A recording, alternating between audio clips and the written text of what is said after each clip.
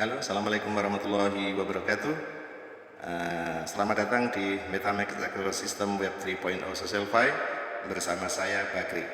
Ya, sebelum saya ke slide berikutnya, saya ingin membuka satu paradigma Bapak Ibu semuanya. Ya, sama bercerita bahwasanya beberapa waktu yang lalu kita tahu pemerintah Indonesia menutup platform sosial commerce yang namanya TikTok Shop. Ya, ini tidak lepas dari desakan pedagang-pedagang offline di beberapa tempat yang mereka mengeluhkan dagangan mereka sepi, omset mereka turun. Kemudian mereka mengkambing hitamkan bahwasanya turunnya omset mereka ini adalah gara-gara TikTok Shop. Maka mereka menuntut supaya TikTok Shop ditutup. Gayung pun bersambut, akhirnya pemerintah mengeluarkan regulasi penutupan social commerce TikTok Shop. Ya. Tetapi pertanyaannya adalah ketika TikTok Shop ditutup, apakah ini bisa mengangkat omset dagangan mereka? Ya, ternyata tidak. Dagangan mereka tetap sepi, jumlah pengunjung ke toko mereka pun juga sedikit. Artinya, ditutupnya platform sosial commerce TikTok Shop tidak mampu mengangkat omset mereka. Maka mereka pun menuntut platform-platform online sejenis seperti Shopee, Lazada, Tokopedia, dan sebagainya supaya ditutup. Tentu ini satu hal yang tidak mungkin dilakukan oleh pemerintah. Nah, Bapak Ibu semuanya, yang ingin saya sampaikan di sini adalah bahwasanya perubahan itu pasti terjadi. Ya, zaman berubah, maka kehidupan berubah, perilaku manusia pun berubah. Kalau dulu belum zaman digital, belum zaman online, orang senang berbelanja secara offline. Ya, tetapi di era digitalisasi ini, di era semuanya serba online ini, maka perilaku belanja pun beralih ke online. Kenapa? Lebih praktis. Mereka bisa belanja dari kamar mereka sendiri, pilih-pilih dagangan lewat HP, bayar di kamar, dan barang datang sendiri. Tanpa repot-repot harus macet, menghabiskan waktu dan berpanas-panasan di jalan. Nah, Bapak Ibu, kalau kita tidak mau tergilas oleh perubahan zaman, maka tentunya kita harus mengikuti perubahan zaman, menyesuaikan diri dengan perubahan zaman, supaya kita tidak punah seperti dinosaurus. Nah, demikian juga Bapak Ibu di dunia World Wide Web, ini juga terjadi evolusi, ya, terjadi evolusi. Seperti apa evolusinya? Nah, kita ke slide berikutnya. Bapak Ibu, di era tahun 90-an kita mengenal yang namanya mesin pencari seperti ini ya. Ini ya, ada Yahoo, ada Google, ada MSN. Ya, ini adalah mesin-mesin pencari yang dimana kita hanya bertindak sebagai pembaca. Ya, kita hanya bertindak sebagai pembaca saja. Nah, sementara kita tidak bisa terlibat secara aktif di sini, ya. Artinya di sini kita hanya berfungsi sebagai pembaca pasif. Ini adalah web statis yang komunikasinya satu arah. Nah, kemudian kita berlanjut di era tahun 2000-an, ya. Kita sudah selangkah lebih maju. Kita menemukan banyak platform-platform media sosial yang interaktif. Ya, di mana di situ kita bisa sharing konten, kita bisa berbagi, kita bisa interaksi antar sesama pengguna. Ya, ini adalah generasi Web 2.0. Ya, di tahun 2000-an. Kita melihat kemunculan seperti Instagram, Facebook, Google, Twitter, WhatsApp, dan sebagainya, di mana di platform-platform tersebut kita bisa berinteraksi dengan sesama pengguna. Nah, kemudian kita beranjak ke tahun 2020-an, ya. Di tahun 2020-an kita mengenal platform generasi ketiga atau World Web generasi ketiga, yaitu Web 3.0. Ya, di sini lebih canggih tentunya ya. Kalau di web-web sebelumnya ya kita bisa berinteraksi, tetapi di sini kita bisa punya kendali penuh atas aset kita, atas data kita. Ya, Web 3.0 ini menggunakan teknologi blockchain, di mana dari segi keamanan data itu akan lebih terjamin. Ya, kita punya kendali penuh atas data kita. Web transparan dan cerdas, jadi melibatkan teknologi AI atau Artificial Intelligence. Nah, di Web 3.0 ini ya kita tentunya kenal yang namanya Internet of Things ya, Internet of Things atau IoT, ya, di mana dengan bantuan artificial intelligence kita bisa melakukan banyak hal, ya. Seperti misalkan kita ingin membuat satu artikel atau memposting satu artikel di sebuah blog, kita bingung nggak bisa bikin konten. Nah, kita bisa minta bantuan ChatGPT misalkan. Kita tetapkan konten yang kita mau buat apa dan copywritingnya kita perintahkan kepada ChatGPT untuk membuatnya. Maka ChatGPT otomatis akan membuatkan konten untuk kita. Ya, semudah itu. Nah, ini adalah keunggulan daripada teknologi atau web 3.0 ya. Oke, kita ke slide selanjutnya. Ini adalah kapitalisasi pasar World Wide Web ya. Tadi sudah kita sampaikan di muka bahwasannya di tahun 90-an ini adalah pasarnya web 1.0 ya, di mana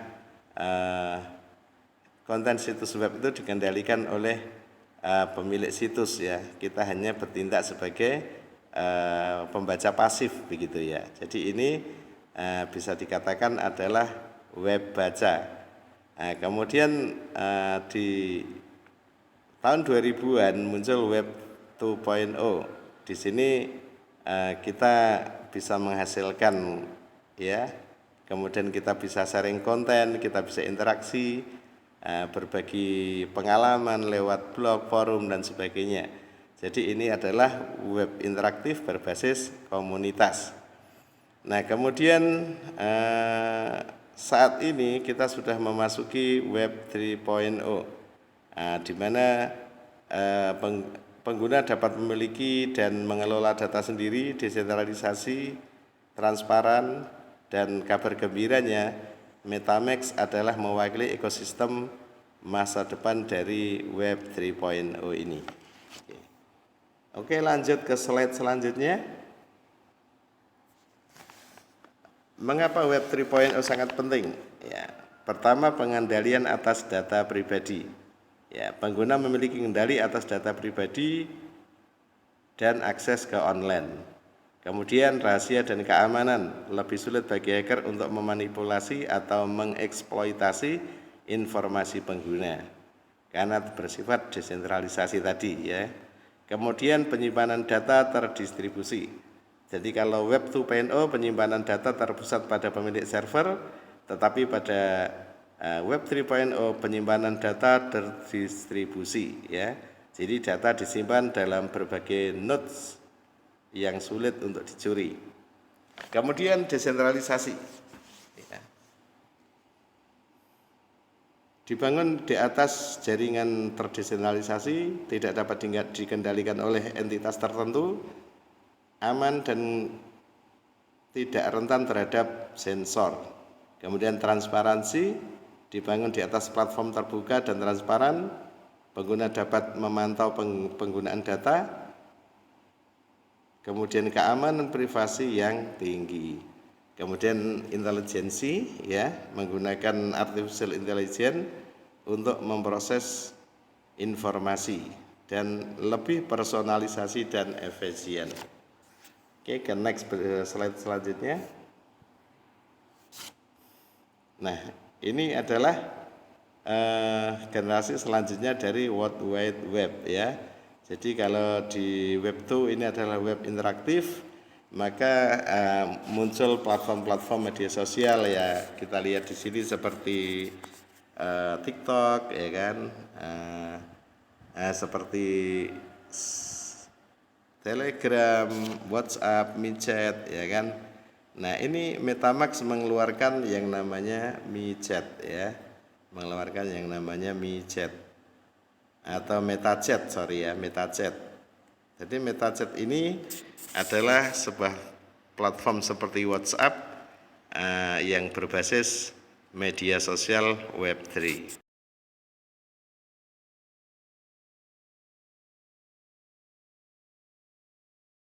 MetaMask Cloud Mining Project. Selamat pagi para shareholder dan investor di seluruh Indonesia. Ada kabar baik dari MetaMax Blockchain Web3. Kini MetaMax tengah merilis MetaMax token dengan supply 100 juta token atau koin dan initial price $0,10 atau USDT. Jadi sangat-sangat peluang yang sangat baik bagi teman-teman untuk berinvestasi di awal rilis daripada MetaMax token yang sudah sekiranya ekosistemnya terbentuk dengan sangat baik dan sudah siap. MetaMax Cloud Mining Project merupakan pengembangan daripada ekosistem MetaMax yang tengah mengembangkan daripada digital social platform seperti MetaJoom, kemudian MetaBit, MetaPost, dan juga beberapa digital social platform lainnya. Nah, untuk itu MetaMax memberikan satu program investasi di mana MetaMax memberikan stimulus kembali kepada para investor atau shareholder untuk dapat berinvestasi dengan keuntungan 2,5 kali lipat dari modal sampai dengan 3,5 kali lipat dari modal yang dibayar setiap hari 1%. Dan untuk nilai modalnya pun dimulai dari $100 hingga $10.000 ke atas. Dan untuk withdrawalnya itu rekan-rekan investor dapat menarik dari mulai 20 USDT atau $20. Program ini ditujukan untuk menstimulus daripada program pengembangan yang sudah berjalan daripada ekosistem MetaMax, yaitu digital social platform. MetaMax memberikan marketing bonus system dengan two ways opportunity ataupun dua peluang keuntungan, di mana rekan-rekan tidak hanya mendapatkan bonus dari direct referral, tetapi juga mendapatkan bonus dari direct upline sampai dengan 3 level. Jadi selain teman-teman mendapatkan percentage daripada bonus referral, setiap dari bonus referral direct di bawah Anda, maka Anda pun berhak secara otomatis mendapatkan bonus daripada upline Anda sampai dengan 3 level. Sangat-sangat menarik. Anda akan mendapatkan two ways opportunity dalam program marketing reward system daripada MetaMax. Marketing reward system yang terakhir yang diberikan oleh MetaMax yaitu tim bonus, di mana teman-teman bisa mendapatkan overriding daripada tim bonus Anda jika sudah qualified mendapatkan 3 direct sponsor, maka Anda sudah berhak mendapatkan ranking dan mendapatkan overriding dimulai dari 10% sampai 35% tergantung dari tim sales ataupun dari nominal omset di bawah Anda. Maka tunggu apa lagi? Anda akan mendapatkan semua keuntungan daripada marketing reward system MetaMax secara harian. Jadi jangan tunggu lagi, silakan teman-teman bergabung dengan MetaMax dan kita jalankan program MetaMax untuk menstimulus daripada ekosistem MetaMax yang sudah berjalan dan kita semua bisa sukses bersama dan kaya raya bersama. MetaMax Power.